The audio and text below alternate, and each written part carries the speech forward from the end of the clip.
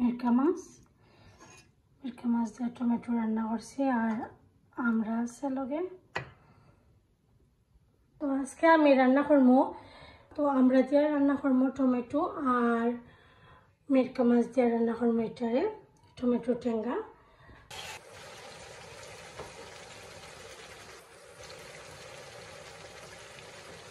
দেখতে পারা কতটুকু তেল দিয়েছি টমেটো টেঙ্গার মধ্যে।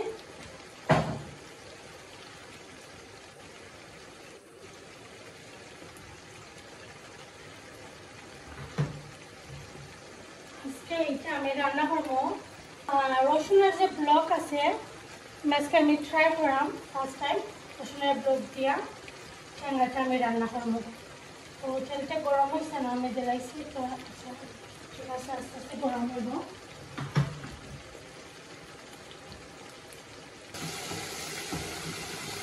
এখানে নাইরা নিলাম, এটা রসুনের ব্লকটারে নাইরা দিলাম। রসুনটা লাল হয়ে গেছে, আমি পেস্টটা দিয়ে দিলাম।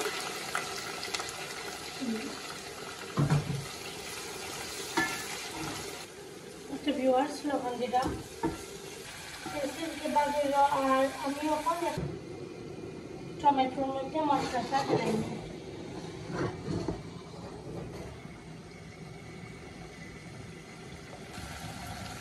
একটু হলুদের পাউডার দিলাম 1 টিস্পুন,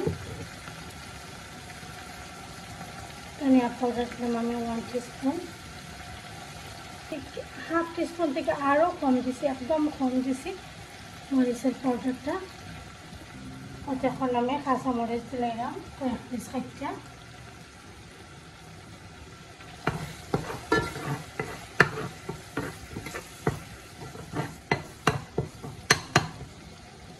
আমি ওরকম ফালি কইরা সাইডে দিয়ে দেখতে পারা আমরা আমি রাখছিলাম, ও দুইটা আমরা মশলার লগে দিলাম ভাজা হইব ফার্স্ট।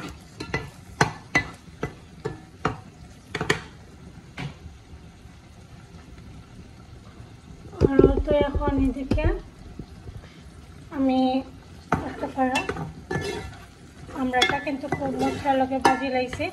এখন আমি টমেটো দিলাম।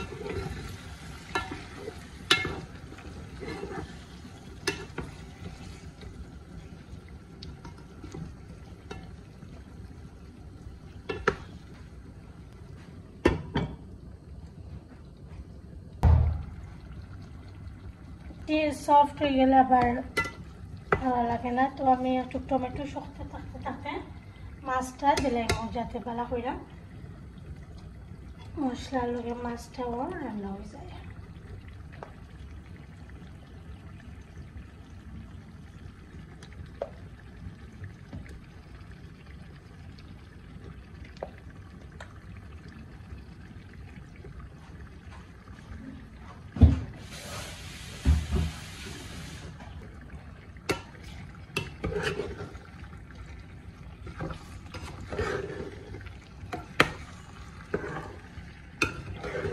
আমি প্রথমে এই মাছটাকে খুব সুন্দর করে মিক্স করে দিলাম টমেটোর লগে আর মশলার লগে দেখতে পারেন।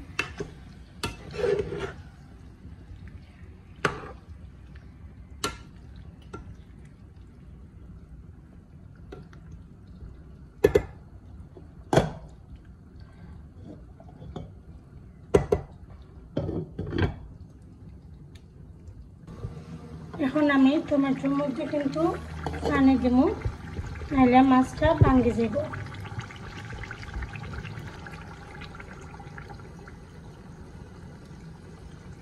নাহলে একদম ভাঙে যাইব।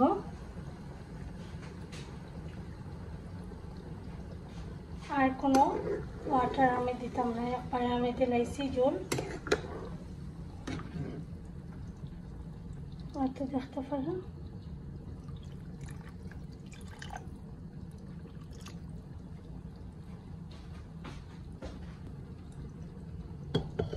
এখন জাল হোক আস্তে আস্তে। আপনার টমেটোর মাঝে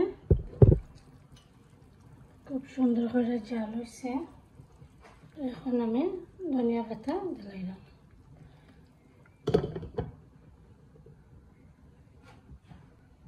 আর ও তো দেখতে পারে এখন তোমার টমেটো ঠ্যাঙ্গা হয়ে গেছে।